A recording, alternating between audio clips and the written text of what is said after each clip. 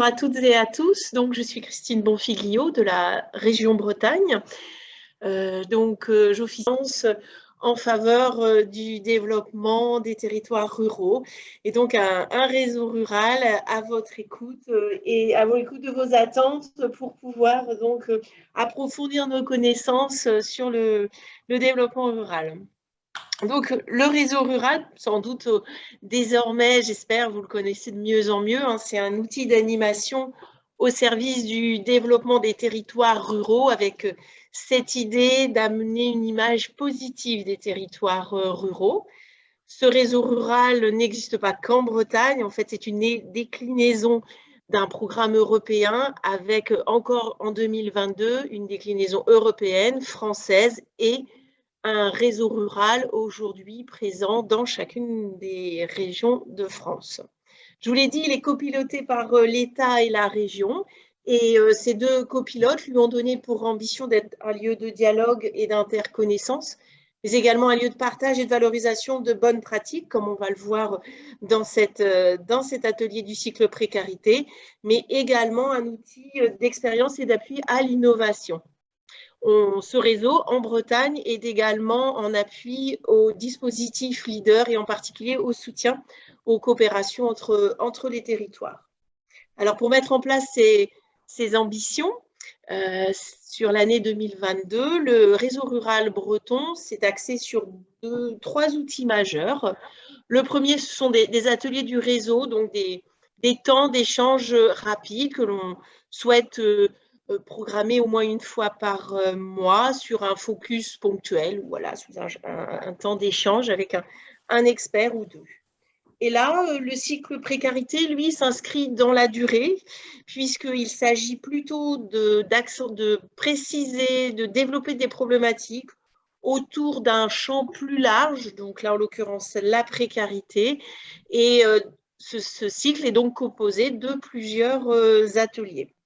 Et en parallèle, chacun de ces cycles ou ateliers font l'objet de restitutions, soit sous la forme de fiches de capitalisation de newsletters et également d'informations sur le site internet du réseau et voilà, régulièrement sous la forme de posts sur les réseaux sociaux. Donc là, le cycle précarité en milieu rural a débuté en décembre dernier par un premier atelier sur la définition de la précarité en milieu rural. Ça a été réalisé par le directeur Bretagne de la Fondation Abbé Pierre. Et là, on poursuit en janvier par cette seconde rencontre autour des épiceries solidaires. Voilà, je vous souhaite un bon atelier, une bonne écoute. On attend énormément d'interactions, de questions. N'hésitez pas, toute remarque, toute interrogation, toute envie, tout souhait. C'est le moment, on commence l'année en 2022, donc bonne écoute et à bientôt.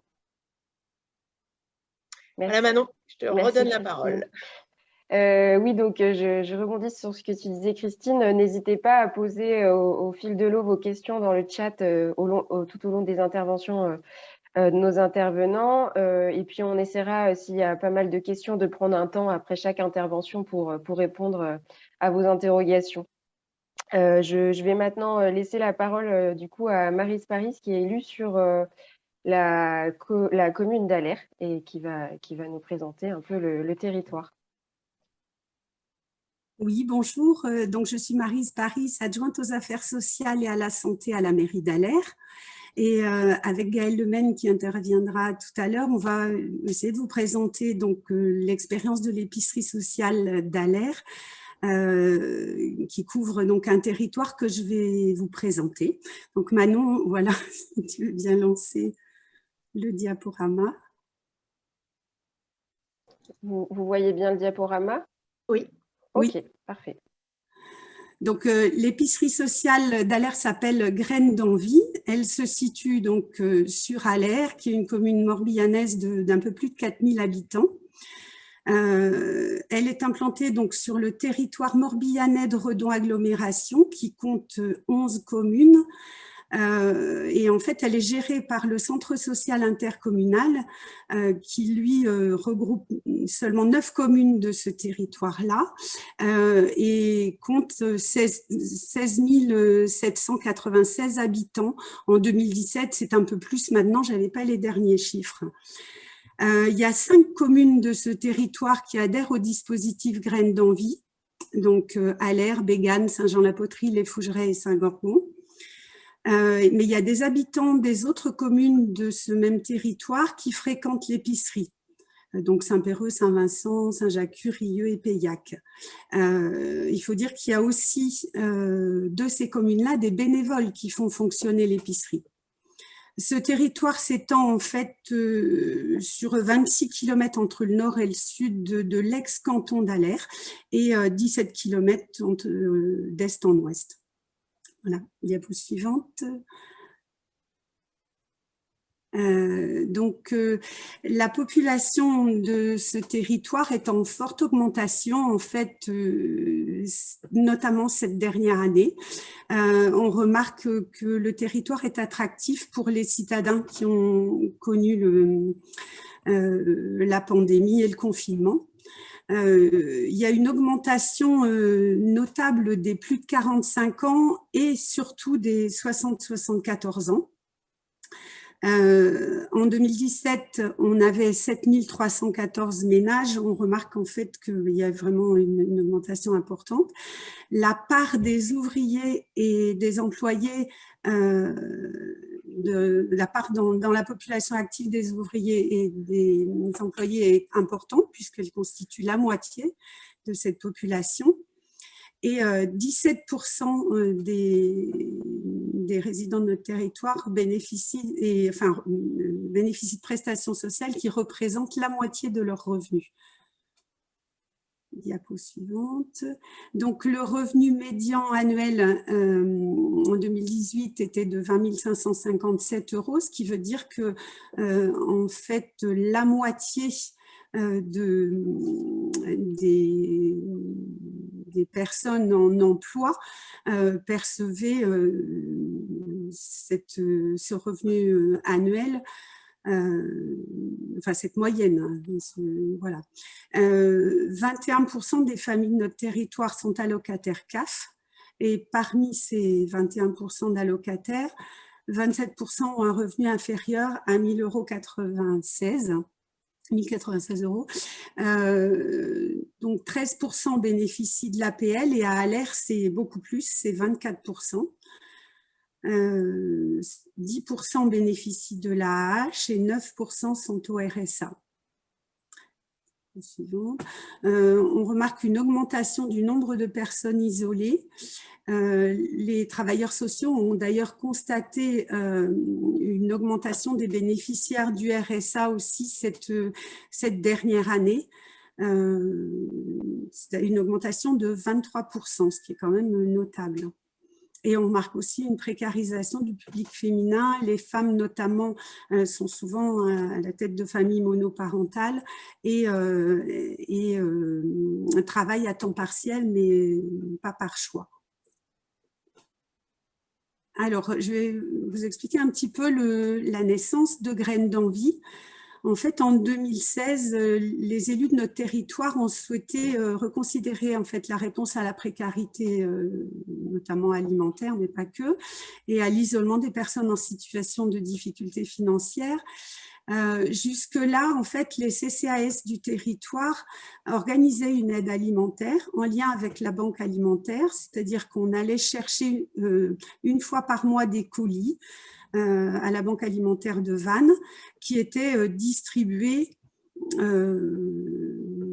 qui étaient fabriqués déjà et distribués directement aux bénéficiaires. C'était essentiellement des produits secs, il y avait extrêmement peu de produits frais et puis finalement un colis par mois, on trouvait que c'était quand même pas satisfaisant pour répondre à cette précarité alimentaire. Diapo suivante. Du coup, en fait, on a d'abord reçu 2 représentantes de l'ANDES qui nous ont expliqué le fonctionnement des épiceries solidaires. Et à la suite de cette rencontre, on a demandé une étude de faisabilité au centre social intercommunal. Et donc, il y a eu, entre autres, des rencontres entre élus, travailleurs sociaux du territoire et acteurs locaux de l'aide alimentaire du territoire, notamment la Croix-Rouge. Il y a eu des visites d'épiceries sociales sur d'autres territoires, des enquêtes auprès des bénéficiaires et des bénévoles de l'aide alimentaire de l'époque. Et puis des études, on a fait donc des études de différents projets au regard des résultats des différentes investigations. On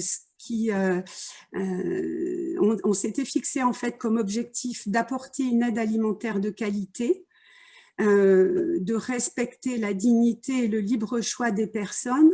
Donc, on a opté pour un commerce, enfin une épicerie le plus proche possible d'une épicerie classique, donc avec un libre service et une participation financière modeste au prix du panier.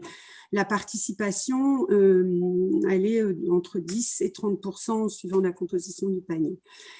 L'accompagnement social, on voulait aussi que puisse être mené un accompagnement social, favoriser l'accès aux droits, limiter la fracture numérique et donc on apporte déjà des réponses au sein de l'épicerie, mais on oriente aussi vers les professionnels en fonction des besoins ressentis. Donc l'autre objectif, c'était lutter contre l'isolement et restaurer l'estime de soi et la confiance en soi. Gaëlle développera en fait après ce qui se passe en pratique. Donc les moyens qu'on s'est donnés, donc c'est la mise à disposition d'un local, donc qui est mis à disposition par la mairie d'Allers, et qui a été aménagé de façon agréable et fonctionnelle, qui est perfectible, mais c'est voilà, on y travaille. Il y a eu des recherches de financement pérennes, donc il y a différents contributeurs, je pense que Gaëlle va en parler aussi, mais les communes adhérentes participent, mais il y a aussi des financements divers, mais elle va en parler.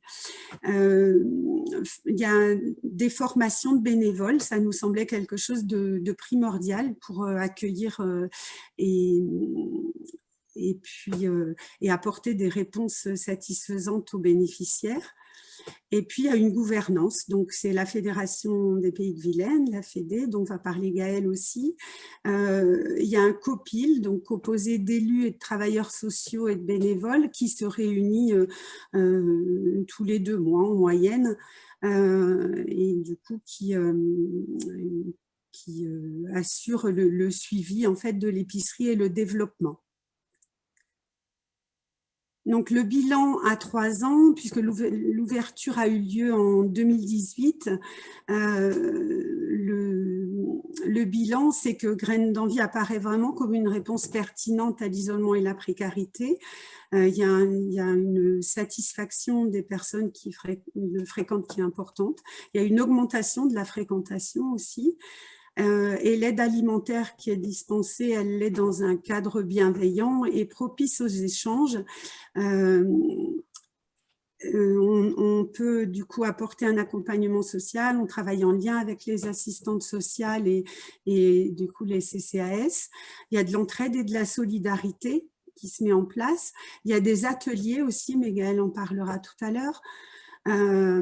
Et du coup, les personnes peuvent envisager de sortir de ce dispositif. C'était aussi un des objectifs, de pouvoir amener les gens vers l'autonomie et vers le bien-être.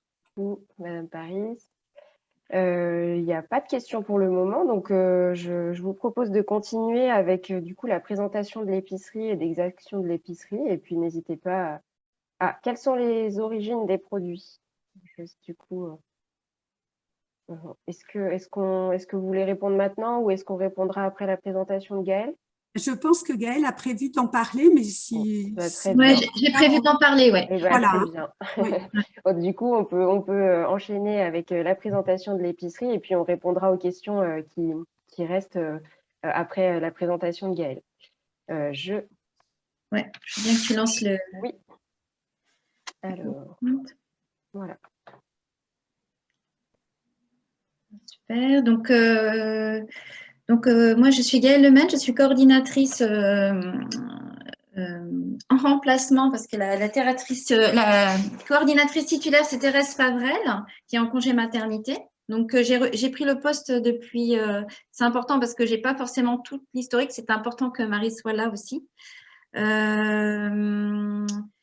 Donc voilà, moi j'ai été bénéficiaire et bénévole à l'épicerie, administratrice à la FEDE, qui est l'association qui porte en fait une graine d'envie. Donc c'est une association d'éducation populaire qui porte aussi d'autres projets comme un chantier d'insertion, le centre social intercommunal d'Aller et un tiers-lieu jeunesse. Enfin, voilà, c'est une grosse association. Et voilà, ça a été vraiment un choix qu'il y ait une professionnelle, une coordinatrice pour pouvoir permettre d'être garante en fait du cadre qui est important. Donc je vais revenir sur les objectifs. Tu peux passer à la slide suivante, s'il te plaît. Les objectifs, voilà. Parce que l'idée, c'est vraiment de proposer une aide alimentaire participative et non stigmatisante. Et ça, c'est voilà, de vraiment poser ce cadre-là, c'est voilà, c'est vraiment important qu'il y ait une professionnelle qui peut animer en fait pour animer à la fois accompagner les bénévoles.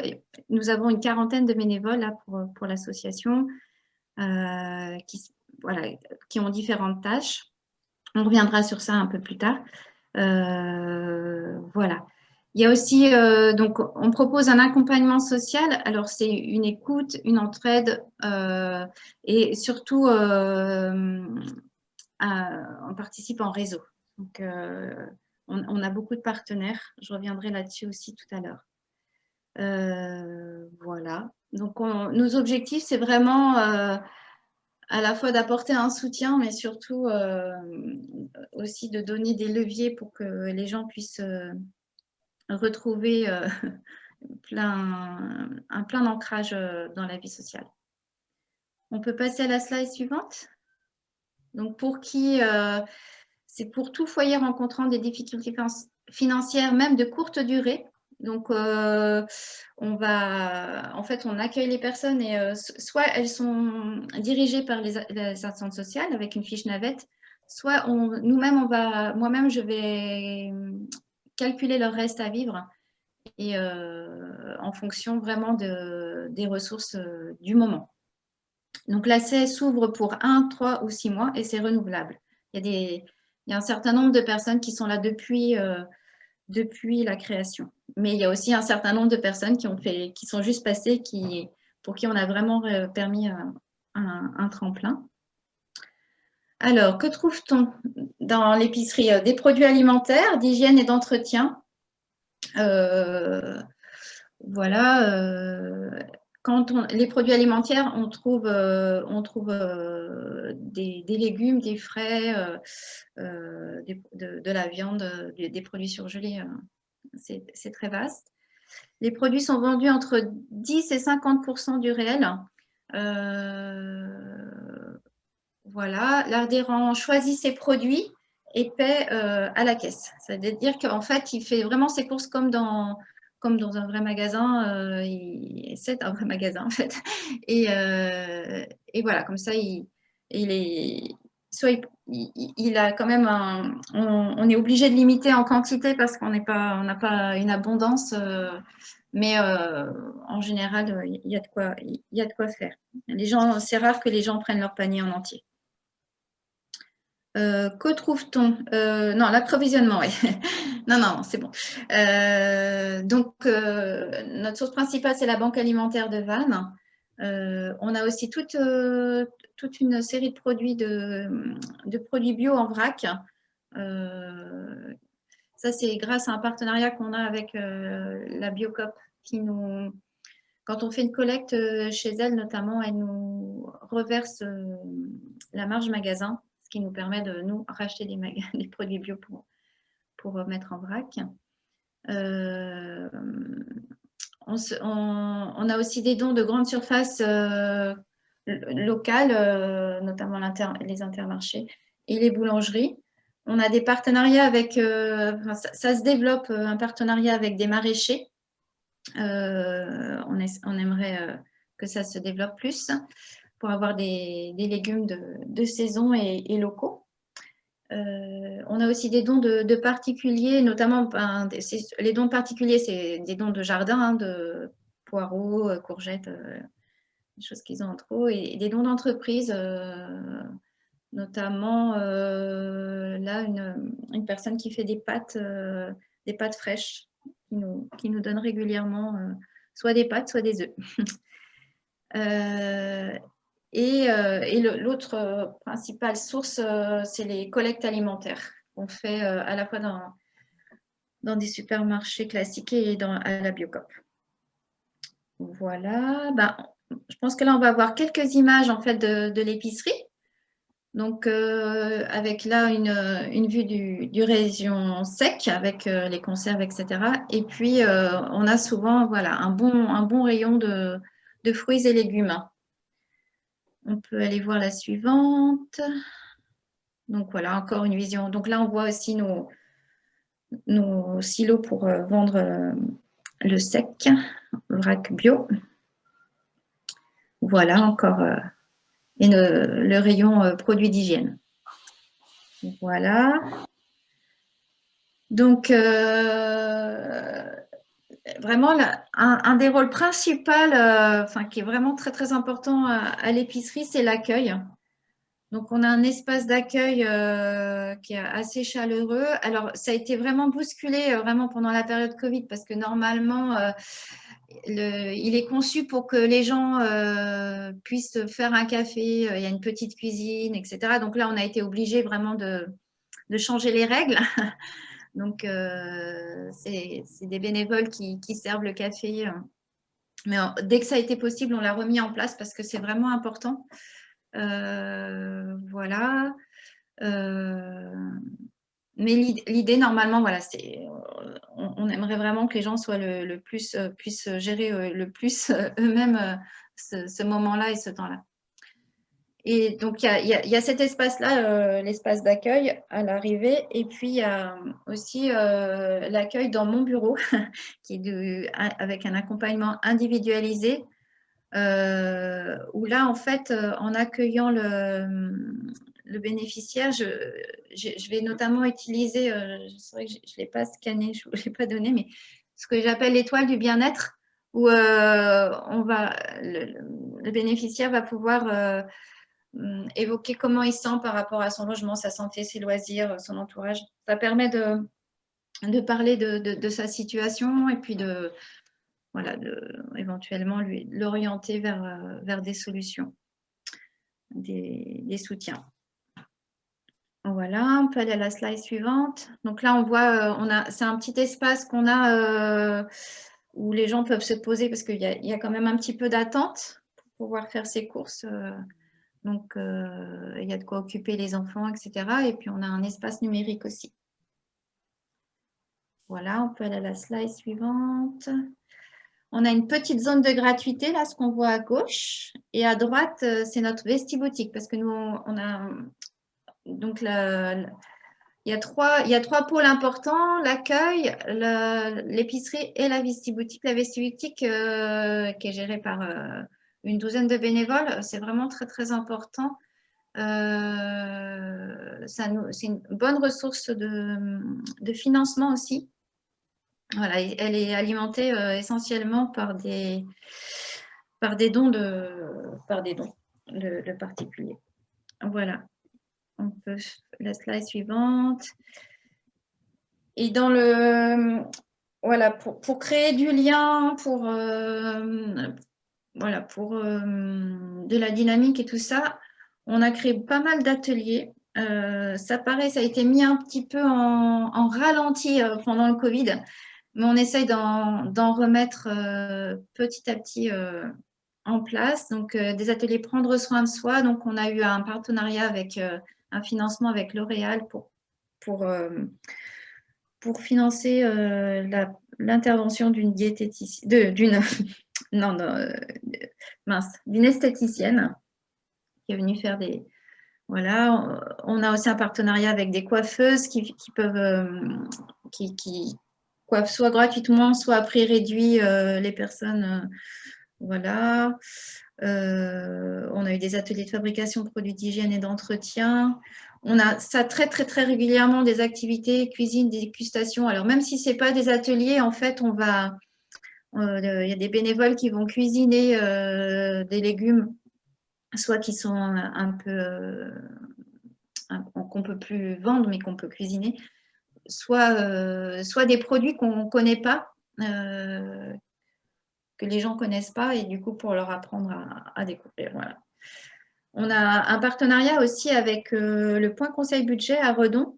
Donc, il y a un conseiller social et familial qui vient régulièrement, une fois par mois. Et notamment, il anime un jeu qui s'appelle Dilemme et qui permet de réfléchir autour du budget. Et puis, sinon, on a pas mal d'animations à thème autour de la déco, la couture. On aimerait notamment faire des sacs à vrac là prochainement. Donc, voilà. Et là, dans ces ateliers-là, c'est ouvert à la fois aux bénévoles et aux bénéficiaires, aux clients d'épicerie, ce qui permet d'avoir, de créer du lien, d'avoir une mixité sociale, et c'est assez intéressant. Voilà, et on a donc un certain nombre de partenariats notamment avec le centre de santé, avec le CLIC, avec Déclic, qui est une grosse association, un chantier d'insertion, une entreprise d'insertion, voilà, avec la Croix-Rouge, avec le Secours populaire, avec les Restos du Cœur, mais encore d'autres, je ne les ai pas tous en tête. Je regarde si j'ai un autre. Mais voilà, on essaye vraiment d'être en lien avec un maximum d'agents du territoire. Alors, c'est vrai que j'avais pas prévu de parler j'avais oublié dans mon diaporama de parler des financeurs, mais du coup, comme le disait Maryse tout à l'heure, il y a le projet est financé à la fois par les communes adhérentes, donc les 5 communes adhérentes. Il y a un financement de la CAF 56 et du département, de la DDSS 56. Il y a la Fondation Aimé Pierre aussi qui nous avait donné de l'argent, notamment pendant le Covid. Et puis sinon, on a des dons privés. Et au lancement, ça a été un financement leader aussi. Voilà. J'ai fini. Je suis ouverte aux questions. Gaëlle, on peut peut-être… Oui. Ouais, Maryse, tu voulais dire… On peut peut-être juste ajouter qu'on a bénéficié aussi du don d'un camion, oui. Un don du SDIS qui permet du coup d'aller chercher les denrées sur Vannes chaque semaine. Oui, ça c'est important aussi. Ouais. Merci Maryse. Il y a du… Oui, vas-y.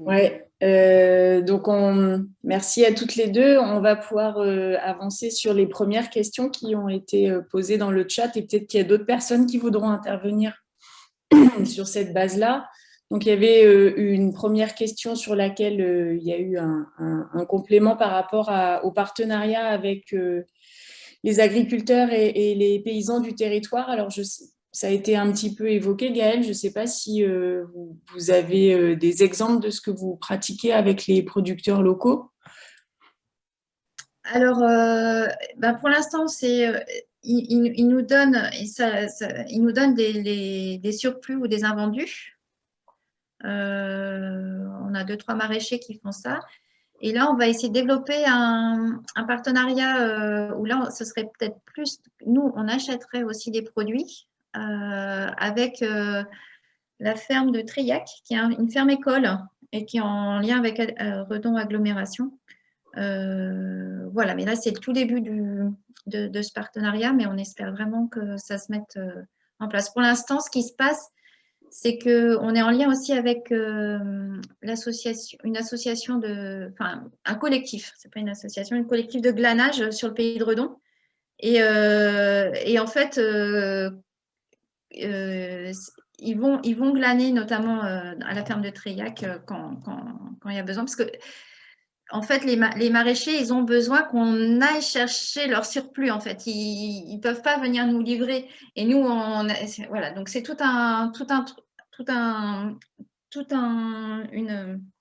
une action à mettre en œuvre et il faut pas mal de bénévoles. Donc c'est pour ça que pour l'instant, on s'appuie sur l'association de glanage pour pouvoir faire ça. Merci. Ensuite, on avait plutôt des questions qui concernaient la mise en place du dispositif, notamment Jacques qui demandait pourquoi le dispositif mobile n'avait pas été retenu lors de votre étude. Alors ça, peut-être Maryse, tu peux plus répondre que moi parce que... Oui, je peux bien répondre, oui. En fait, on avait étudié cette possibilité puisqu'effectivement, dans notre territoire, on a quand même des problèmes de mobilité et notamment ces personnes en situation de précarité ont encore plus que les autres ces problèmes de mobilité. Mais il nous avait semblé important aussi de rompre l'isolement et du coup et de pouvoir faire des ateliers, de pouvoir permettre aux gens de se rencontrer. Et donc, on a d'une part donc, décidé d'implanter une épicerie donc physiquement à Aller, mais on a aussi développé la possibilité d'aller chercher les personnes qui étaient empêchées ou de développer du covoiturage pour permettre aux personnes de se rendre à l'épicerie. Cette question, c'est quand même une question qui revient là maintenant. Parce que comme vous l'avez vu dans la présentation, il y a 5 communes qui adhèrent à l'épicerie actuellement, mais il y en a d'autres qui justement sont un peu freinées par cette question-là des déplacements et qui posent la question en fait de rendre plus accessible l'aide alimentaire. Donc c'est à nouveau des questions qui reviennent et qu'on va travailler donc notamment avec l'Andes là puisque l'épicerie se rapproche maintenant de l'association Andes dont Jean-Philippe va nous parler, je pense. Tout à l'heure. Voilà, oui, alors, c'est moi qui ai posé la question, Maryse. Oui. Sur le territoire d'Erdrégève, donc un territoire périurbain de Nantes, hein, avec 60 000 habitants et 60 000 hectares en gros, la question se pose aussi, bien évidemment, et la réflexion est en cours avec les élus et le conseil de développement, entre autres, plus les VP en charge de la solidarité, sur un vrai projet à partir d'un véhicule. On est sur un schéma comme ça pour le moment, qui serait porté par une association, a priori le Secours populaire aujourd'hui, et le véhicule, ce serait un gros véhicule. On est à l'échelle d'un car. Pour pouvoir avoir à l'intérieur à la fois un petit espace d'accueil avec un bureau, mais aussi un espace alimentaire, peut-être un bout d'espace pour faire face aux besoins de communication avec un ordinateur. Enfin voilà, l'idée c'est aussi d'essayer d'aller un peu plus vers, parce qu'on tout en essayant de ne pas stigmatiser en même temps, quoi, et que c'est à la fois difficile parce que si on vient avec le car dans le village, ben, les gens du village vont hésiter à y aller parce que ça va marquer. Donc, en même temps, on veut autour de cette démarche créer une animation plus large autour du CAR, pour que les gens viennent ne pas que pour ça. C'est-à-dire qu'en même temps, l'idée est peut-être d'avoir une animation avec un bout de théâtre ou un film, ou de manière à ce qu'il n'y ait pas que les personnes en situation de précarité qui viennent à ce CAR, mais qu'on ait aussi d'autres personnes parce qu'on élargit l'intérêt de venir. Oui. Oui, je comprends. Nous, on a essayé aussi de faire que cette épicerie, elle soit vraiment accessible à tous. C'est ce qu'on voit, effectivement. Voilà. Elle l'est de toute façon déjà par le fait qu'il y a un grand nombre de bénévoles. Et puis, il y a aussi cette vestiboutique, en fait, Oui. qui est accessible à tout à chacun. Donc, les personnes, tout le monde peut faire des dons et tout le monde peut venir acheter à la vestiboutique. Voilà, je pense qu'effectivement, c'est cette démarche qui fait qu'on n'y va pas que parce qu'on a des besoins alimentaires ou et que tout le monde vienne parce qu'on va y trouver des livres, une bibliothèque ou des choses comme ça en même temps, quoi. Je pense que c'est vraiment un élément qui nous semble à nous, en tout cas, et c'est ce que vous mettez, on voit bien dans votre épicerie, les petits lieux d'accueil pour les enfants, enfin, toutes ces choses-là font que c'est vraiment avant tout un lieu d'accueil très ouvert, finalement. Oui, on fait aussi des actions en fait pour faire connaître l'épicerie et faire connaître ce qui s'y fait, notamment dans le cadre du festival Festisol là, qui a lieu chaque année au mois de novembre. On est allé plusieurs fois dans les écoles pour présenter l'épicerie et on a été assez réjouis de voir qu'il y a des enfants qui se sont levés pour dire « Ah bah moi, j'y vais avec ma maman ou j'y vais avec ma famille ». Donc, on se dit, bah là, voilà, il y a quelque chose qui est positif, c'est qu'on n'est plus dans la distribution un peu cachée, enfin, avec une certaine honte mais voilà, c'est une aide et une aide qui est, voilà, qui est pas stigmatisante, effectivement. Merci. Merci. On avait une autre question par rapport à la place des personnes accompagnées, donc des bénéficiaires dans le comité de pilotage. Alors, en fait, actuellement, il n'y a pas de personnes dans le comité de pilotage. Et c'est vrai que c'est une question qu'on a soulevée là récemment. Je pense que ce serait important. Mais pour l'instant, il n'y en a pas. Je ne sais pas si Marie, toi, tu sais historiquement pourquoi il n'y en a pas ou... Non, c'est vrai qu'il n'y en a pas, effectivement. Il y a des bénévoles dans le comité de pilotage, mais il n'y a pas de bénéficiaires, oui. Non,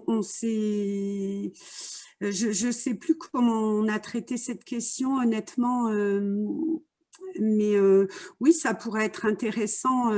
Après, on considère qu'en fait, les personnes les bénévoles et puis la coordinatrice portent un peu la parole un peu beaucoup d'ailleurs, la parole des bénéficiaires. Mais c'est une question effectivement qui peut être intéressante, oui, à traiter. D'une certaine manière, quand même, Gaëlle vous a dit qu'elle a été bénéficiaire et qu'elle est maintenant, elle aussi, elle a bien connaissance en fait des différents aspects des choses. Oui, en fait, c'est pas la porte n'est pas fermée aux bénéficiaires, c'est-à-dire que moi, je suis rentrée très facilement dans le comité de pilotage, etc. Mais ça demande, c'est vraiment là pour l'instant sur uniquement la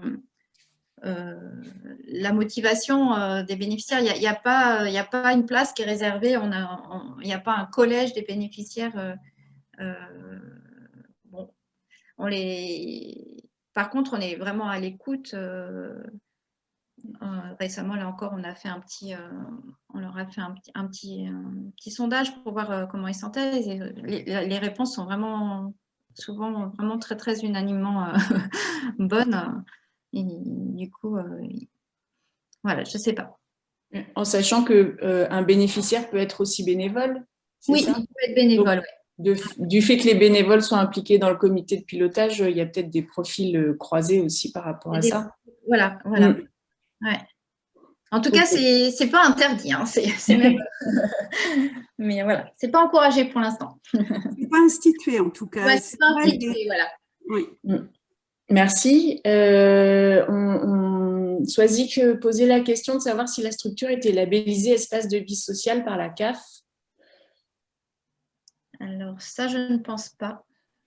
En fait, c'est rattaché. En fait, du fait que vous soyez rattaché au centre social de la Fédé. Alors, c'est tout nouveau, ça. C'est tout nouveau, tout nouveau. D'accord. Ok. Ça vient d'être décidé là au mois de décembre, là, juste avant Noël. D'accord.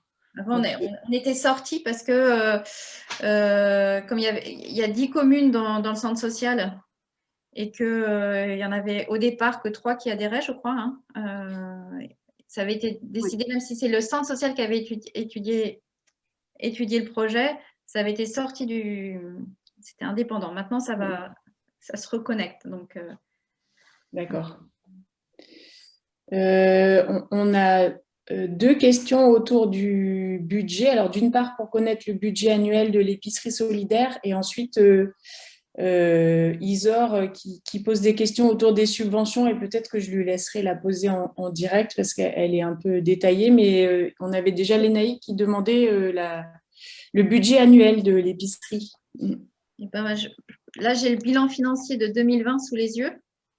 Donc, on a un budget de 130, si j'arrondis, 130 000 euros environ. Isor, je vous laisse intervenir par rapport à votre question, si vous le souhaitez. Bonjour, vous m'entendez? Très bien. En fait, ma question, c'était plus sur savoir si vous avez possibilité d'avoir des subventions qui sont relativement pérennes pour acheter vous-même les produits que vous avez envie. Par exemple, si vous avez envie de développer là, les partenariats avec les agriculteurs du territoire ou si c'est des produits qui vous sont fléchés directement.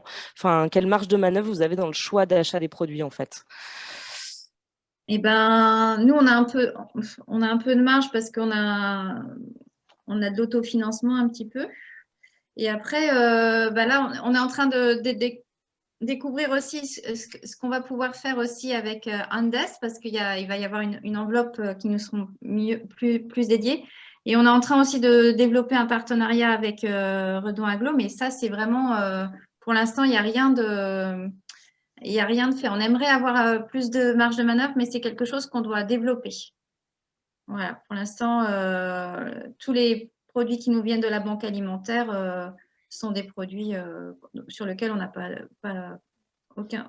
de mise, on ne peut pas choisir nos produits, quoi. Ok, merci. Voilà. François Paillard, peut-être vous souhaitez intervenir et pour réagir avec Gaëlle. Ah oui, si François est là, c'est super. Oui, bonjour. Oui, bonjour à tous. François Paillard, chargé de mission agriculture et alimentation pour Redon Agglomération. Donc effectivement, nous, juste pour contextualiser au niveau de Redon Agglo, on est en train d'élaborer notre deuxième plan d'action du programme alimentaire de territoire pour 2022-2024. Et il y a la volonté des élus de plus accentuer les actions autour de la précarité alimentaire. Donc on s'est évidemment rapproché des acteurs du territoire dont Graines d'Envie fait partie, voilà, pour voir comment on pouvait les accompagner, leur faciliter la mise en œuvre de certains projets. Donc on a effectivement évoqué là, la structuration de filières en faveur de l'épicerie solidaire. Et voilà, c'est vraiment au stade de réflexion aujourd'hui. En tout cas, il y a cette volonté des élus de travailler sur ce sujet en complémentarité. Ben merci. Plein de perspectives. Il y avait aussi une question parce que Gaëlle, vous avez évoqué tout à l'heure le calcul du reste à vivre avec les bénéficiaires. Peut-être rappeler quels sont les critères pour être éligible à l'épicerie solidaire. Alors, chez nous, on calcule, tout simplement, on déduit les charges des ressources et il faut qu'il y ait un reste à vivre inférieur à 210 € par personne du foyer pour que les droits soient ouverts chez nous. Et aujourd'hui, parce qu'on a constaté que quand on a 212 € ou 215, c'est parfois un peu dur de devoir quitter le soutien de l'épicerie. Et du coup, on a fait encore deux niveaux, c'est-à-dire qu'entre 210 et 250, les personnes, au lieu de payer 10% du prix sur l'alimentation, ils vont payer 25%. Et entre 250 et 280 € de reste à vivre, ils vont payer 50%. Ce qui leur permet de sortir doucement et de se réhabituer un peu au prix, dans le commerce, quoi. Et en même temps, ils continuent à bénéficier de notre soutien, du lien social. C'est souvent très difficile de quitter l'épicerie. Oui, il faut accompagner les transitions, en fait. Voilà, il faut accompagner les transitions, ouais. Et c'est bien que ça se fasse en douceur, en fait. Parfait.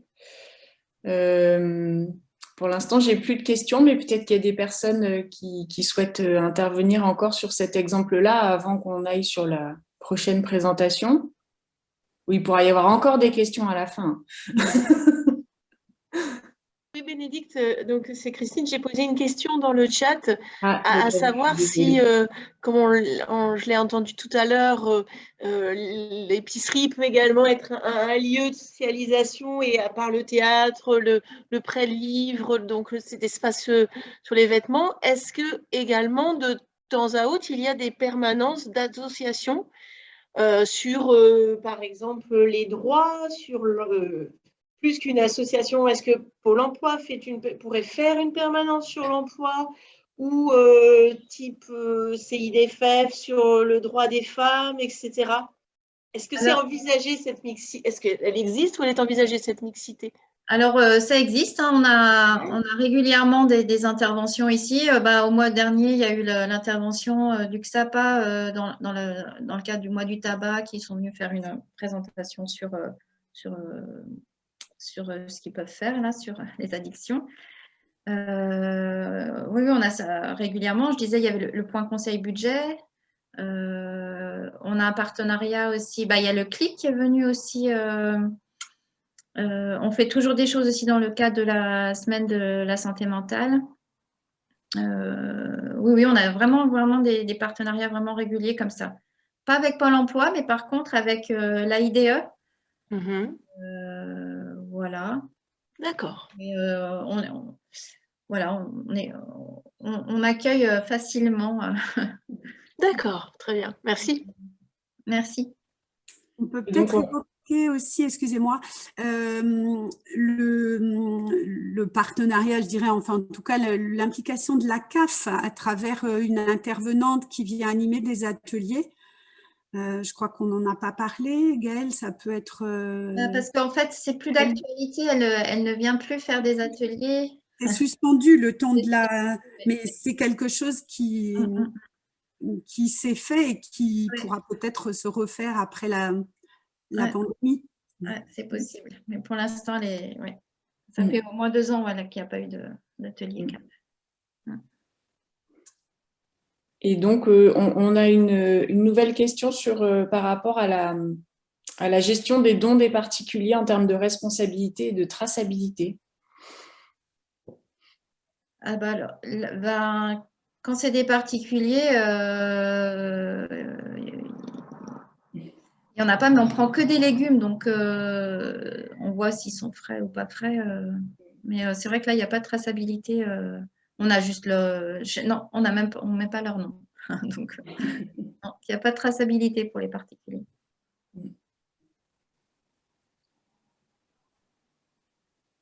Eh bien, merci. Je crois qu'on a fait le tour de la première vague de questions. Merci pour vos présentations. Et puis oui, vous pourrez toujours poser des questions après la présentation de Jean-Philippe, à qui je vais laisser la parole maintenant pour le réseau Andes. Oui, bonjour à toutes et à tous. Merci Manon, merci au réseau rural de l'invitation et de ce temps d'échange avec déjà des questions qui m'intéressent énormément aussi, auxquelles je pourrais apporter quelques précisions en termes de traçabilité, entre autres. Je veux bien que tu passes à la première slide, Manon, s'il te plaît. Oui. Donc, moi, je me présente, je suis Jean-Philippe Gréau, je suis animateur réseau Andes. Donc, Andes, l'acronyme Andes veut dire Association nationale de développement des épiceries solidaires. Donc, moi, j'anime le réseau des épiceries adhérentes à Andes sur la région Bretagne, mais aussi la région des Pays de la Loire. Donc, je vais vous présenter un petit peu sur la deuxième slide. Là, d'abord, on a une vidéo de présentation, si elle veut bien fonctionner, puisqu'on avait un petit souci technique. Je ne sais pas, Manon, si tu penses que ça va fonctionner. Une vidéo de présentation de ce qu'est une épicerie solidaire, en plus de ce qui a été apporté par Gaëlle juste avant. On va essayer, j'ai coupé ma vidéo. Imaginez une épicerie accueillante et conviviale qui donne accès à des produits de qualité à faible coût. Un lieu d'échange et d'écoute préservant la dignité et la liberté de choix. Cet endroit, il existe. C'est une épicerie solidaire. C'est un petit commerce où des personnes en difficulté financière peuvent accéder à des produits de qualité contre une faible participation financière, tout en bénéficiant d'un accompagnement social. À travers l'Association nationale de développement des épiceries solidaires, nous portons un réseau qui comprend aujourd'hui des centaines d'épiceries solidaires en France. Pour bien comprendre ce qu'est une épicerie solidaire, allons à la rencontre de Mélanie. Mélanie a 45 ans. Ancienne cadre, elle a perdu son travail il y a 1 an et élève seule ses 2 enfants. Sur recommandation de son accompagnatrice sociale, elle est devenue cliente bénéficiaire d'une épicerie solidaire. À l'épicerie, Mélanie peut enfin trouver tout ce qu'il lui faut pour préparer des petits plats maison à ses enfants. Tout comme Jean-Pierre retraité, Adélaïde, étudiante, et les plus de 200 000 personnes accompagnées chaque année. Mélanie a accès à une vaste gamme de produits, y compris des produits locaux, bio et disponibles en vrac, le tout pour un coût très faible. Mais comment cela est-il possible ? Eh bien c'est grâce aux épiceries de notre réseau qui s'approvisionnent via des dons de partenaires, mais aussi en réalisant des achats complémentaires. Cela nous permet de combiner des prix abordables et une offre. Malheureusement, je crois que c'était là qu'il y avait eu un petit souci la dernière fois aussi, et après, on n'arrive pas à voir la suite. Je sais pas D'accord, si ok. Bon, là, sinon sous un autre format, mais...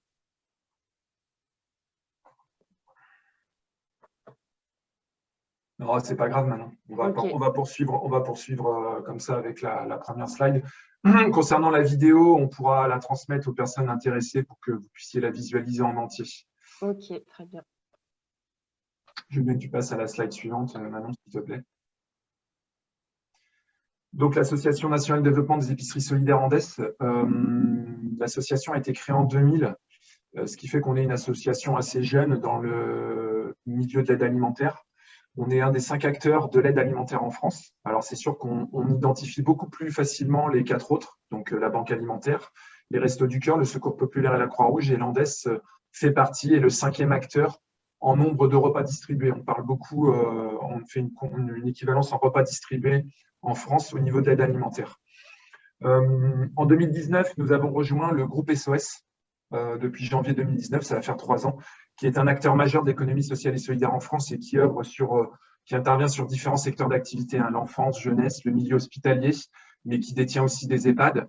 Donc bon, je vous laisserai aller consulter le site du groupe SOS. C'est un gros groupe puisque c'est à peu près 20 000 salariés en France et en Europe. Donc voilà, l'objectif d'aujourd'hui n'est pas de présenter le groupe SOS. À ce jour, on a environ 450 épiceries solidaires adhérentes au réseau Andes en France. Ces épiceries solidaires, elles sont portées soit par des associations, à peu près 70% du réseau sont portés par des associations, et 30% par des CCAS ou CIAS. Le chiffre de 450, forcément, il évolue régulièrement, j'ai envie de dire toutes les semaines, puisque depuis 2021, avec le soutien du plan de relance, on accompagne à la création, on a lancé un nouveau projet assez ambitieux d'accompagner à la création de 300 nouvelles structures en France métropolitaine et Outre-mer, puisqu'on intervient aussi, on accompagne aussi les épiceries solidaires en Outre-mer. Au sein d'Andes, moi je fais partie de l'équipe animation, et il y a une équipe montage, un pôle montage avec mes collègues qui sont du pôle montage et qui accompagnent les porteurs de projets. Donc des structures associatives ou collectivités qui souhaiteraient mettre en place une épicerie solidaire ou qui ont une distribution alimentaire et qui souhaiteraient basculer vers une épicerie solidaire, nous avons les moyens et les compétences voilà, de vous accompagner. Donc, c'est pour ça que je me permets voilà, de vous le dire en direct. S'il y a des structures qui sont intéressées, n'hésitez pas à revenir vers nous.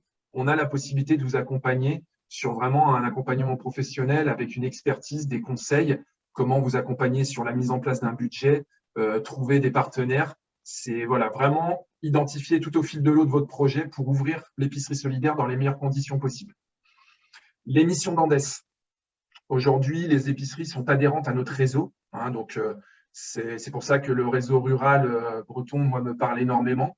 Nous, on est là pour accompagner les structures souhaitant créer une épicerie sociale et solidaire. Donc, c'est ce que je viens de vous dire. On anime et on développe le réseau des épiceries solidaires. Alors, on anime et on développe de différentes manières. On propose des formations. Donc, on propose des formations autour de l'hygiène, sécurité alimentaire. C'est pour ça que tout à l'heure, j'entendais la question. Oui, les épiceries sont formées. Donc, les épiceries du réseau Andes sont formées à l'hygiène, sécurité alimentaire, sur la traçabilité des produits, sur ce qu'il faut éviter de faire, comment gérer toutes les questions de chaîne du froid, de traçabilité, de nettoyage, désinfection des locaux. On accompagne aussi donc, sur la mise en place d'un logiciel de traçabilité. Donc aujourd'hui, toute épicerie solidaire, depuis la loi de modernisation de l'agriculture, la première loi 2010, mise en application en 2012, est obligée de mettre en place un logiciel de traçabilité. Donc ça, ce n'est pas que les épiceries du réseau Andes, hein, c'est toutes les épiceries solidaires en France doivent mettre en place un logiciel de traçabilité pour faire remonter des stats et pouvoir tracer, comme il le se doit, les produits d'une épicerie solidaire. Puisque c'est sûr que comme ça a été évoqué juste auparavant par Gaël, l'épicerie solidaire a plusieurs partenaires, donc les produits viennent de différentes sources d'approvisionnement, des grandes surfaces, banques alimentaires, donc il faut être en capacité de pouvoir tracer en cas de problème sanitaire d'où vient le produit. On accompagne aussi sur d'autres temps d'animation autour de l'accueil, la cohésion d'équipe, l'alimentation et l'estime de soi. Donc ça, ce sont des services qu'on propose aux épiceries, hein, ce ne sont pas des services facturés, ça fait partie de l'adhésion. Et l'adhésion, juste à titre d'information, est de 100 € à l'année par structure. Et tout ça, ce sont des services qui sont proposés gratuitement lors de l'adhésion à l'Andes. Ensuite, on développe aussi tout un côté dynamique de réseau. Donc là, ce qu'on est en train de vivre aujourd'hui, nous, on le fait régulièrement aussi autour de visio, autour de rencontres régionales. Donc, on organise des rencontres régionales pour les épiceries adhérentes au réseau. Donc, en Bretagne, la dernière a eu lieu au mois de novembre à Rostrenin, dans les Côtes-d'Armor, où ça permet sur une journée de mieux se connaître entre épiceries avec les fonctionnements un peu similaires, de parler du réseau Andes, de parler des actualités des épiceries et surtout de pouvoir échanger entre elles. L'après-midi était consacré à un échange de pratiques autour de la gestion d'une équipe de bénévoles. Et c'était très intéressant parce que c'était des interactions entre les structures et c'est s'aider entre structures. Comment vous faites, vous, à votre niveau, pour gérer une équipe de bénévoles? Qu'est-ce que vous avez mis en place? Quel outil vous avez mis en place? Et le réseau, il sert à ça. Il sert vraiment à ça, c'est s'entraider, c'est se donner des outils pour améliorer le fonctionnement de l'épicerie. Ensuite, on a tout un volet financier. Donc, Gaël l'a évoqué tout à l'heure par rapport à la question sur les subventions pérennes. Nous, on apporte une subvention financière tous les ans qui est le CNES, le Crédit national des épiceries solidaires. C'est une enveloppe d'État qui est distribuée à plusieurs réseaux, dont l'Andes et la Banque alimentaire. Pour la petite histoire, cette enveloppe elle a été défendue par Andes à l'époque, quand il y avait les produits de FEAD, si ça vous parle, qui étaient des produits de l'Europe qui devaient être gratuits. Ces produits doivent être gratuits. Et en fait, ça allait à l'encontre du modèle épicerie solidaire où les produits sont payants dans une épicerie solidaire. Donc, Andes a défendu ça pour pouvoir avoir une enveloppe pour permettre aux épiceries solidaires d'acheter leurs produits. Et donc, nous, cette enveloppe, Andes le redistribue financièrement aux épiceries du réseau par rapport au nombre de personnes qui sont accueillies. Ce qui permet aux épiceries d'avoir une liberté d'achat avec cette enveloppe, ce qui est quand même un levier financier très intéressant. À la différence, la banque alimentaire achète des produits avec cette enveloppe qu'elle redistribue aux structures de la banque alimentaire. Donc, ce qui est un petit peu différent. Ce qui n'empêche pas, je précise, aux épiceries solidaires du réseau Andes de travailler avec la banque alimentaire. Les 3/4 des épiceries travaillent avec la banque alimentaire et peuvent être adhérentes puisqu'on ne fait pas du tout la même chose. Hein, on est complémentaires. Moi, je suis le seul représentant Andes sur Bretagne-Pays de la Loire. Donc, vous voyez, je n'ai pas la force de frappe ou les capacités structure de la banque alimentaire. Au-delà de ça, on propose aussi, donc le CNES, on propose aussi une petite nouveauté là, sur des financements, puisqu'aujourd'hui, sur l'approvisionnement, il y a eu des questions autour de l'approvisionnement tout à l'heure. Il faut savoir que les épiceries, c'est des chiffres qu'on a, les épiceries du réseau Andes, aujourd'hui, l'approvisionnement provient entre 70 et 80% des dons.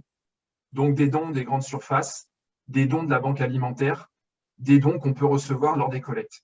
Tout ça, ça amène une question assez importante, c'est les dons de produits frais, souvent, sont des produits en date très courte, voire très très courte. On est sur du J0, J1. Donc, une gestion des produits très compliquée pour les épiceries solidaires. Ça amène aussi une question sur la qualité des dons. Voilà, les produits qui ne sont pas forcément qualitatifs. Donc, ça va un peu à l'encontre du modèle épicerie solidaire où on veut quelque chose de qualitatif aussi. Donc, aujourd'hui, c'est quand même une réalité. Les épiceries solidaires fonctionnent une majorité avec des dons. Donc, pour faire face à ça, nous, Andes, on essaye de travailler en tant que tête de réseau. On va à l'encontre de différentes institutions et puis on essaye de développer de nouveaux partenariats pour essayer d'aller chercher des nouvelles enveloppes financières, des subventions. Je vais vous donner un exemple très concret puisqu'il est assez récent. Avec le conseil départemental de Vendée, on a réussi à débloquer une enveloppe financière pour 2021 pour les épiceries du réseau Andes en Vendée sur de l'achat de circuits courts.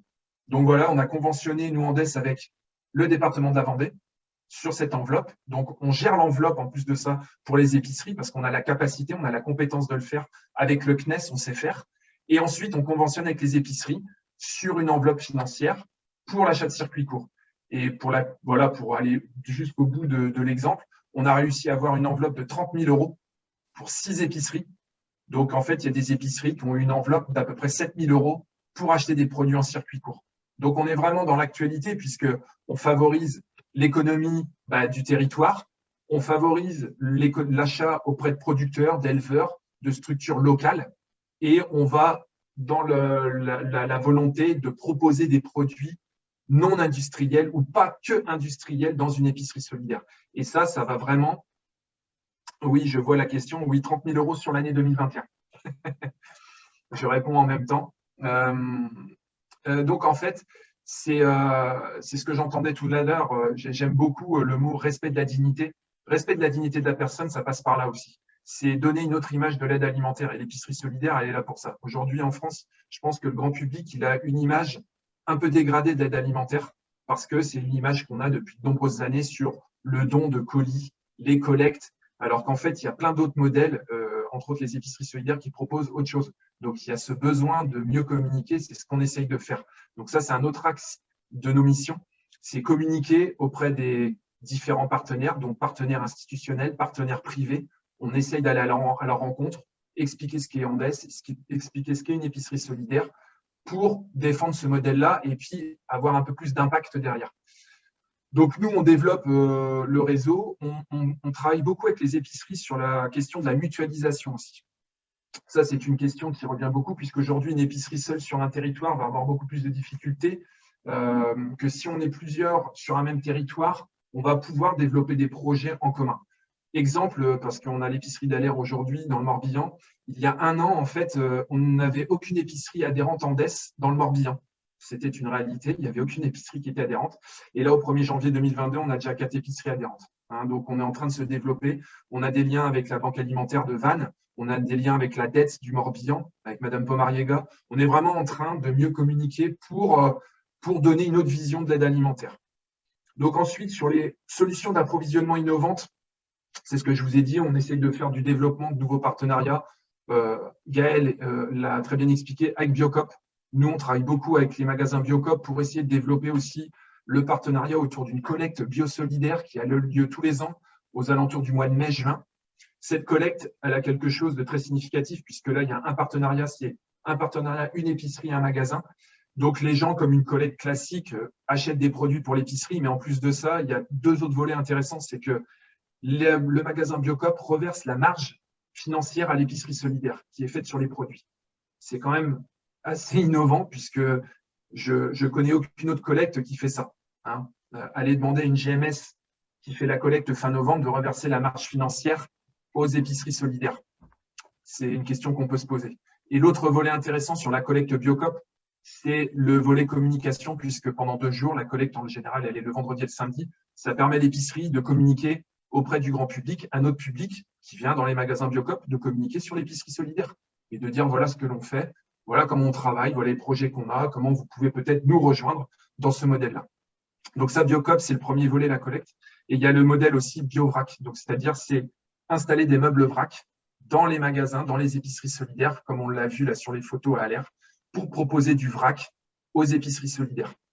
Et à ce niveau-là, en Bretagne et dans les Pays de la Loire, ça fonctionne très bien. J'ai des épiceries qui ont des liens très très forts avec les magasins Biocoop et qui ont réussi à développer des partenariats très intéressants. Un exemple d'une épicerie à La Roche-sur-Yon en Vendée, pour que ça vous parle. Sur 2021, il y a eu 4 approvisionnements de 12 silos, donc ce qui est assez énorme dans une épicerie solidaire. Donc 12 produits différents, 4 approvisionnements dans l'année. Et le magasin Biocoop a offert 2 approvisionnements à l'épicerie solidaire. Donc c'est quand même intéressant et les 2 autres à prix coûtant, sachant que les produits sont revendus entre 10 et 30% de la valeur réelle. Donc c'est un petit peu ça, les solutions innovantes d'approvisionnement. Donc il y a Biocoop et puis après il y a tout ce qu'on essaie de développer voilà, sur des nouvelles sources, des nouvelles possibilités de trouver des subventions financières que nous, on va gérer pour les épiceries solidaires. Et c'est ce qui a beaucoup plu au niveau des élus en Vendée, c'est que ça leur a permis, c'est un seul interlocuteur. Derrière, il y a toute la mise en place que nous, on va mettre avec les épiceries, puisqu'on a l'habitude, et les épiceries ont l'habitude. Et derrière, on a communiqué, on a fait une rencontre avec une des élus du département, avec des techniciennes du département, dans une épicerie solidaire. On a fait en sorte de mettre en avant le projet. Je veux bien que tu passes à la slide suivante, Manon, s'il te plaît. Donc, il y avait une question sur le nombre d'épiceries adhérentes Andes en Bretagne. Aujourd'hui, elles sont au nombre de 19, répertoriées de cette manière, 8 en Finistère, donc 5 portées par des collectivités, 3 par des associations. 5 épiceries en Côte-d'Armor portées que par des associations. Dans Ille-et-Vilaine, une par une collectivité, une par une association, et 4 dans le Morbihan. Donc, vous voyez, il y a quand même une forte disparité quand même en fonction des territoires. Il y a une grosse dynamique dans le Finistère, puisque même aujourd'hui, il y a encore il y a l'épicerie de Quimperlé qui vient de rejoindre le réseau depuis début janvier, hein, l'épicerie portée par le CCS. Il y a un projet à Saint-Paul-de-Léon en cours. Il y a un projet avec le Cap-Sizun. Donc, dans le Finistère, ça se développe énormément. On a une volonté voilà, de développer en Ille-et-Vilaine aussi, forcément, parce que on voit bien que 2 épiceries, en termes de projet, ce n'est pas simple. En termes de mutualisation, ce n'est pas simple. De dynamique de réseau, ce n'est pas simple non plus. Donc là, l'Ille-et-Vilaine, c'est un axe, voilà, on a envie on est à l'écoute des porteurs de projets, mais qui ne sont pas énormes en ce moment. Mais on est à l'écoute aussi de projets déjà existants qui pourraient rejoindre le réseau Andes. Hein, donc forcément, dans les adhésions Andes, il y a la création d'épiceries, et puis il y a des épiceries déjà existantes, comme Aller. Aller a rejoint le réseau Andes en septembre 2021. C'est tout récent. Et le Morbihan, comme je vous l'ai dit, qui se développe énormément. Et puis Côte-d'Armor aussi, ça se développe assez vite. Juste pour terminer ma présentation, et puis peut-être voilà, répondre aux questions s'il y en a. Sur le budget moyen, tout à l'heure on parlait, nous on a des chiffres sur le budget moyen des épiceries adhérentes Andes sur l'année dernière. On était aux alentours de 85 000 € de budget moyen. Donc voilà, avec des fortes disparités aussi en fonction des moyens financiers alloués par les structures. Ensuite, l'épicerie solidaire, parce que la vidéo, on n'a pas eu le temps de voir la fin de la vidéo. Le local épicerie solidaire, on peut le distinguer d'une certaine manière, c'est-à-dire distinguer une partie magasin, une partie réserve, bureau fermé, ce qui est plutôt intéressant quand on a besoin de rencontrer des personnes, et puis un espace convivialité. Comme Gaël l'avait précisé, ça c'est une notion très importante, même si ça a été mis, et c'est encore mis à rude épreuve avec le contexte sanitaire, mais l'espace convivialité, il permet aux gens de se rencontrer, il permet de se rencontrer dans un autre cadre, et il permet voilà, de pouvoir les écouter, de pouvoir avoir des projets avec eux, d'animation, d'ateliers, puisque, j'aime bien préciser, mais l'épicerie solidaire, c'est un tremplin. C'est un tremplin vers une réinsertion durable. Et la réinsertion, elle n'est pas que sur l'emploi, elle est sociale, elle est économique, elle est sur le culturel. J'entendais tout à l'heure, dans des épiceries, on organise des ateliers théâtre, on fait venir des professionnels de la culture dans les épiceries solidaires, on fait venir le CIDFF, j'entendais la personne de la région tout à l'heure, oui, il y a des épiceries qui travaillent avec le CIDFF, il y a des épiceries qui travaillent avec des structures de l'emploi, des réseaux, des agences d'intérim, avec des coiffeuses, des socio-esthéticiennes. L'épicerie solidaire, en fait, moi j'aime bien dire que c'est le lieu de tous les possibles pour redonner une image positive à l'aide alimentaire. Ça, c'est important. Et Andes, on est là aussi pour porter cette volonté-là de redonner une image positive, de dire que ce n'est pas une fin en soi, et c'est comment vous venez à l'épicerie solidaire, comment on va vous aider avec nous, notre réseau, pour vous sortir de cette situation. Oui, on sait très bien que c'est compliqué. Les gens sont dans une grosse difficulté depuis quelques années maintenant, puisque là aussi, la précarité, elle existait avant 2020, avant Covid. Il y avait déjà des chiffres qui étaient très alarmants. Le Covid a mis en avant aussi cette précarité, entre autres étudiantes. Aujourd'hui, il y a beaucoup d'épiceries qui ouvrent dans les milieux étudiants. Ça pose des questions. Sur les chiffres, ce sont à peu près 8 millions de personnes qui sont aidées en France au niveau de l'aide alimentaire, et ce sont 10 millions de personnes sous le seuil de pauvreté. Donc les besoins, malheureusement, il y a des besoins de création de ce type de structure. Et puis, pour finir, en termes de mixité, vous parliez tout à l'heure de mixité, oui, c'est un lieu où on peut imaginer beaucoup de choses. On a des épiceries qui se trouvent souvent dans des tiers-lieux. Ça commence de plus en plus à se développer. Non, si tu pouvais revenir, Manon, parce qu'en fait, ce n'est pas la bonne slide là-dessus sur mes coordonnées. Donc, je remettrai mes coordonnées dans le chat. Donc, des lieux de mixité pour favoriser tout ça. Et l'idée aussi, j'entendais tout à l'heure, épicerie itinérante, on accompagne tout type de projet dans les créations d'épiceries. On accompagne des épiceries fixes, mais on accompagne aussi des épiceries itinérantes, puisque ça se développe de plus en plus. Donc, on est bien sûr à votre écoute. Si vous avez besoin de prendre un temps avec moi, avec mes collègues, pour échanger plus précisément sur vos projets ou sur le réseau Andes et sur vos actualités, on est bien sûr à votre écoute, et je mettrai mes coordonnées dans le chat pour ceux que ça intéresse. Merci pour votre écoute, et puis je reste disponible pour répondre à vos questions.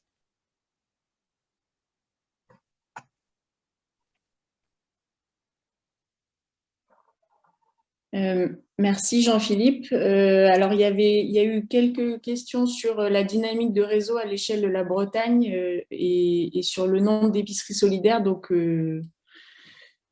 Swazik et Lénaïque, je ne sais pas si vous souhaitiez des compléments d'infos par rapport à vos questions.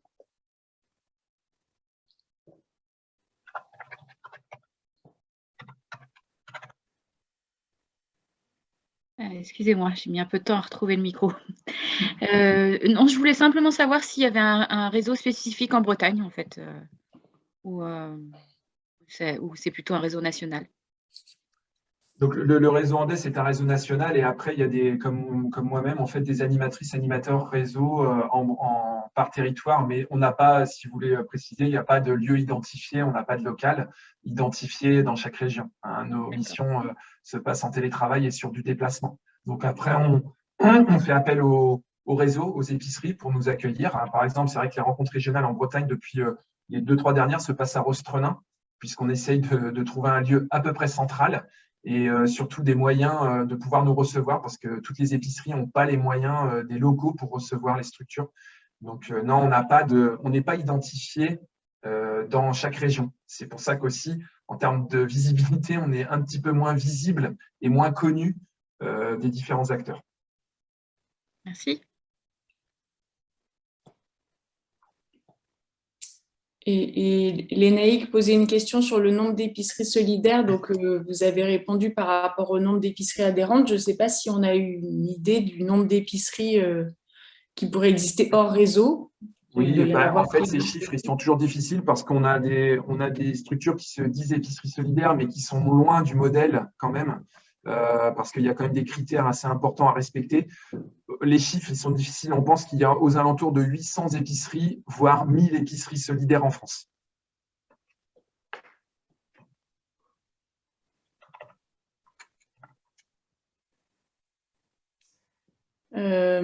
Et est-ce qu'on a une idée du nombre de personnes accueillies? Est-ce qu'il y a une moyenne? Lénaïque posait la question de combien de personnes sont accueillies à l'échelle de la Bretagne. Je ne sais pas si par rapport à les votre épiceries. réseau…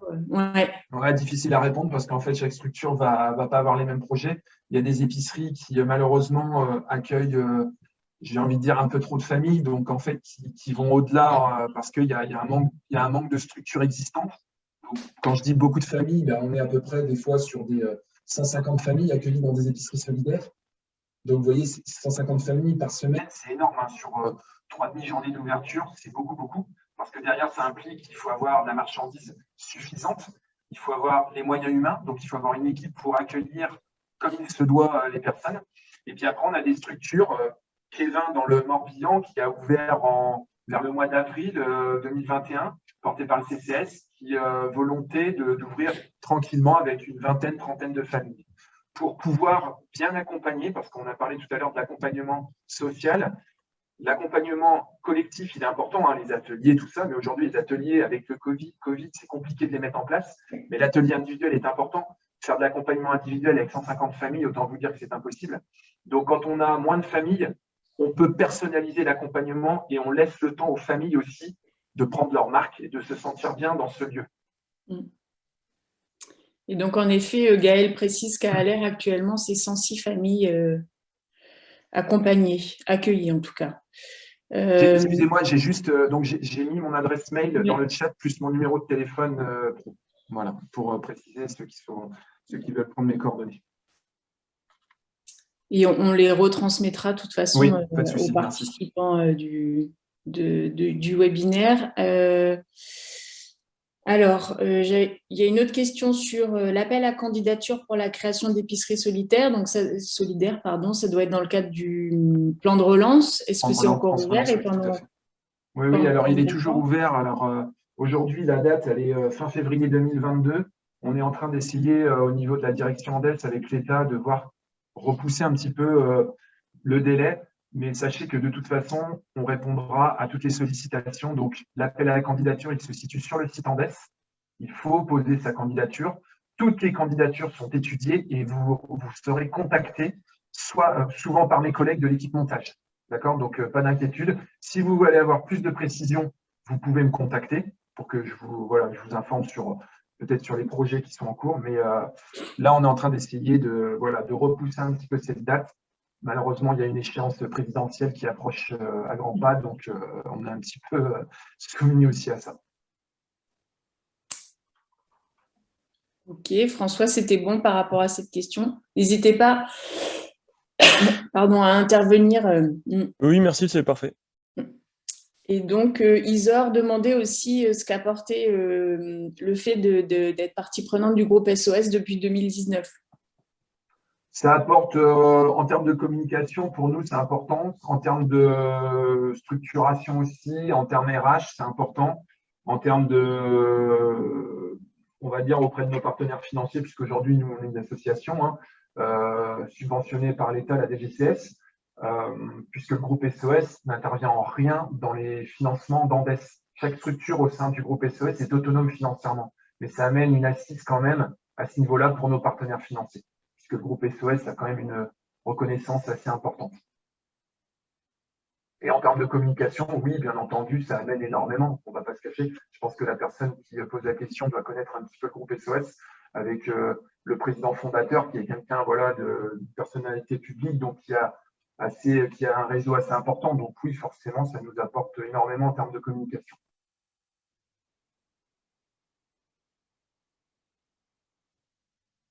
Oui, Ferme d'Avenir fait partie du groupe SOS, donc qui est au sein de notre secteur. Nous, au sein du groupe SOS, on est dans le secteur transition écologique et Ferme d'Avenir fait partie du secteur transition écologique. Et aujourd'hui, avec les nouvelles créations d'épiceries, les nouvelles épiceries bénéficient, pour celles qui le souhaitent, d'un accompagnement avec Ferme d'Avenir pour être mis en relation avec des producteurs locaux.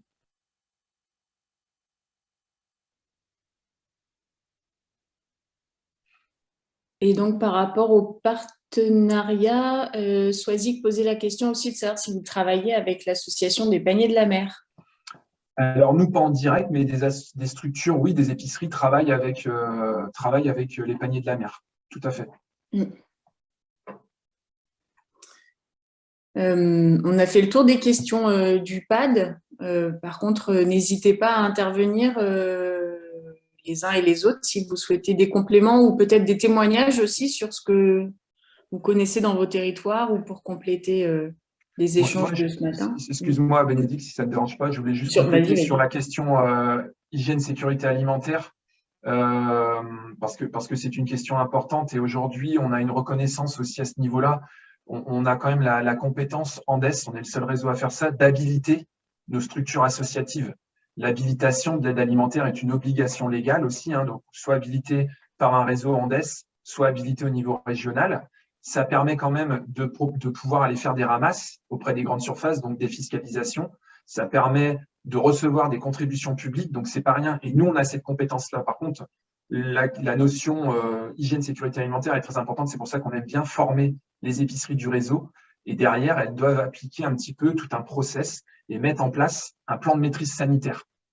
Donc, en cas de contrôle des services sanitaires d'un département, les épiceries du réseau Andes, elles sont toujours bien notées, on va dire. Elles ont toujours des retours très satisfaisants parce qu'il y a cet accompagnement-là. Il y a une gestion des produits et c'est un gage de qualité et de garantie aussi pour les familles qui viennent faire leurs courses dans une épicerie solidaire. Il y a l'habilitation et les épiceries sont déclarées auprès de la direction départementale de la protection des populations de chaque département.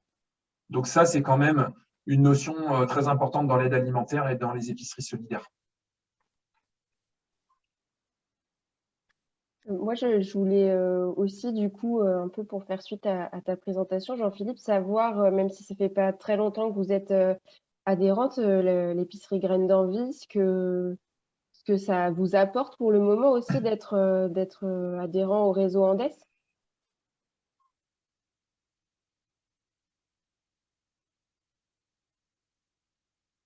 Maryse ou Gaëlle? Excuse-moi, j'étais en train de prendre des notes et Pas de souci. Du coup, la question, c'est qu'est-ce que ça nous apporte d'être… Oui, peut-être la démarche de pourquoi vous vous êtes posé la question d'adhérer à ce réseau et puis qu'est-ce que, même si ça fait pas très longtemps, donc il n'y a peut-être pas encore beaucoup de recul, hein, mais sur… Si, ben, en fait, l'idée, c'était, pour nous, c'était très important de rentrer dans un réseau pour pouvoir avoir du soutien pour développer voilà, tout ce qu'on a envie de développer, et puis aussi de maintenir des choses qu'on fait, mais c'est compliqué, notamment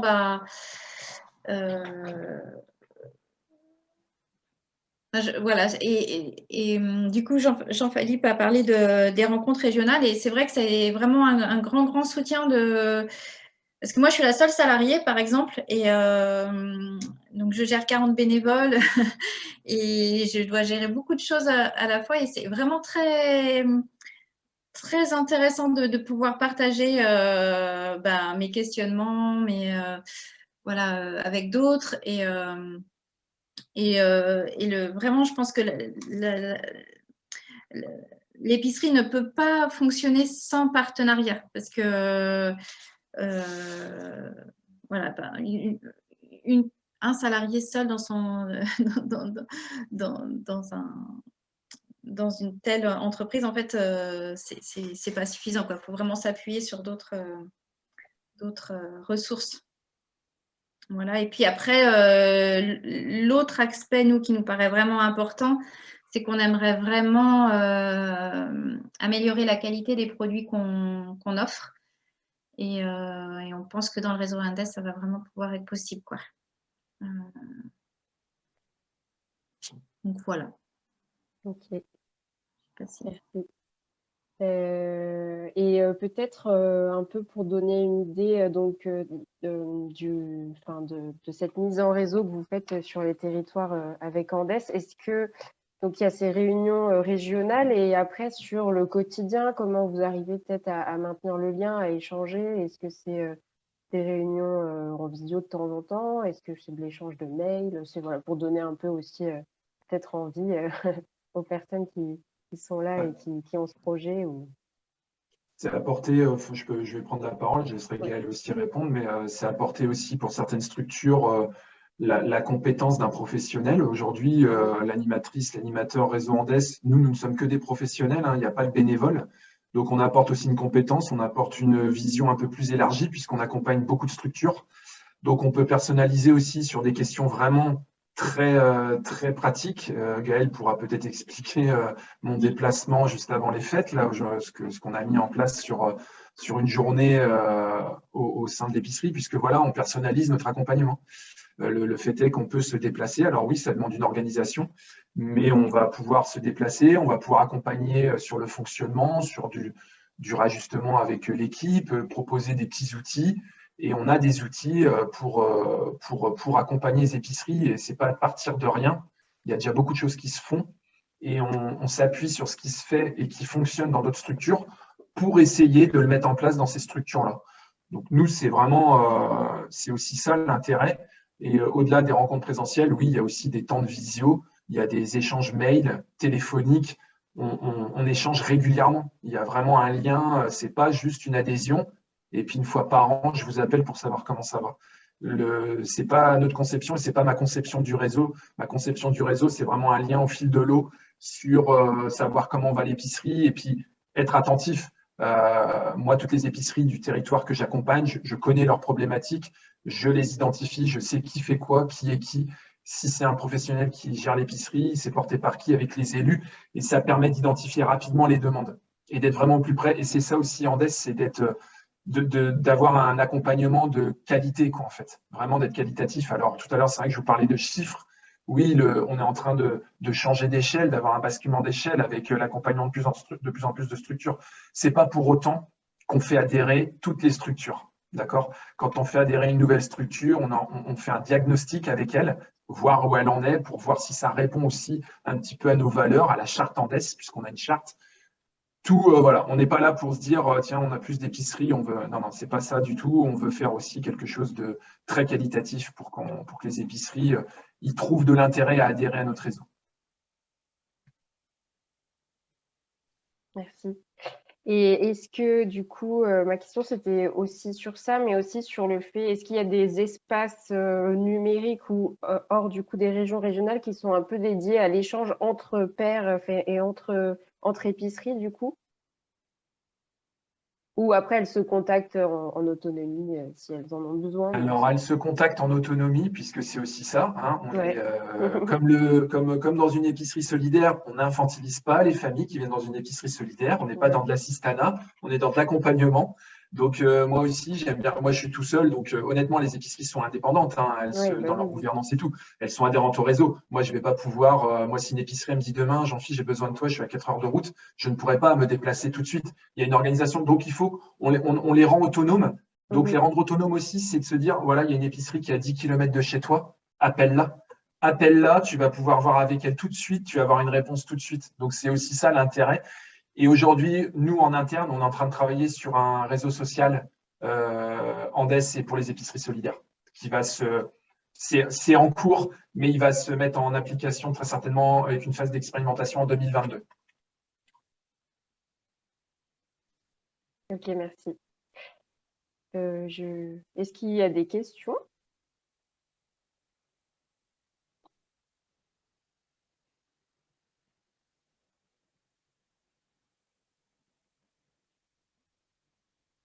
N'hésitez pas à intervenir aussi en direct, hein, pas forcément par le chat si vous avez des questions.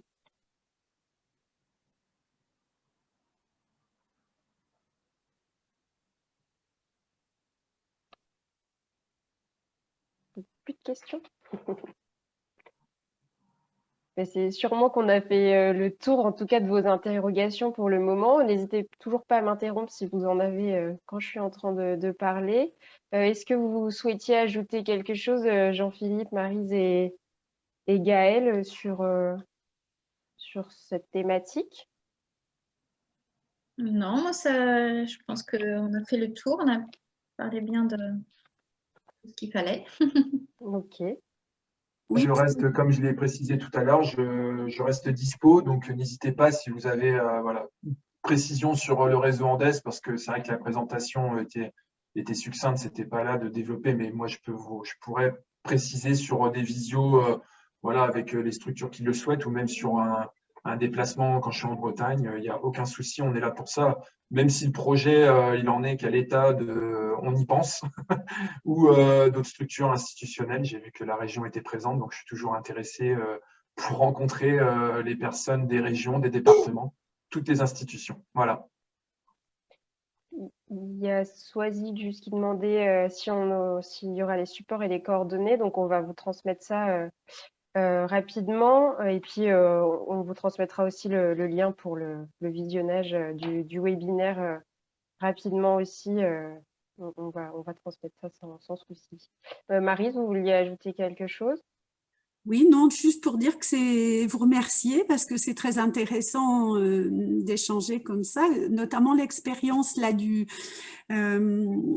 bus pour répondre aux problèmes de mobilité, c'est quelque chose qui peut être voilà, qui peut être intéressant. Et pour dire qu'en fait, on fait des choix à un moment donné, hein, comme on a fait il y a au tout début de l'épicerie, mais que c'est toujours quelque chose qui est en mouvement en fait. Et justement, c'est tout l'intérêt de pouvoir avoir l'avis d'experts comme Landes pour nous aider dans la réflexion et puis dans la maturation de nos projets. Oui. Merci beaucoup. Merci à vous d'être intervenu sur cette présentation. Pour conclure, comme il n'y a pas d'autres questions, je vais vous mettre dans le chat le lien vers un petit questionnaire de satisfaction, si vous pouviez nous faire vos retours un peu sur cet atelier, le format, si ça vous a convenu. Enfin voilà, c'est très rapide. Nous aussi, ça nous permet de nous améliorer sur les prochains ateliers. Pour vous rappeler les dates, donc, parce qu'on est qu'au deuxième atelier de ce cycle précarité, donc vous les avez vus normalement parce que vous êtes inscrits sur le formulaire qui les contenait, mais juste pour rappel, donc on aura l'atelier 3 sur comment lutter contre les difficultés de logement et la précarité énergétique en milieu rural, qui sera le mardi 18 janvier de 13h30 à 16h, donc qui devait être en présentiel au départ, mais donc on a bien repassé en visioconférence, ça nous permettra voilà, d'être assurés au niveau sanitaire, puis surtout, voilà, on constate aussi qu'il y a une plus forte connexion, hein, comme on peut le constater sur les webinaires. Donc, il sera bien en webinaire.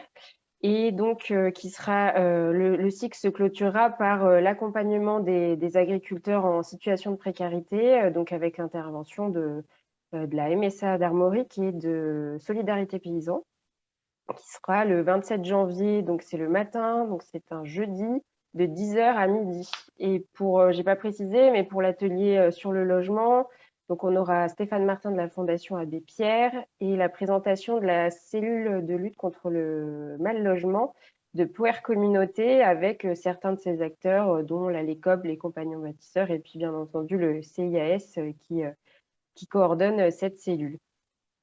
Donc voilà, au nom du réseau rural, je vous remercie de nouveau d'avoir tous été présents. Et puis, n'hésitez pas à vous inscrire pour les prochains ateliers. Merci beaucoup à tout le monde.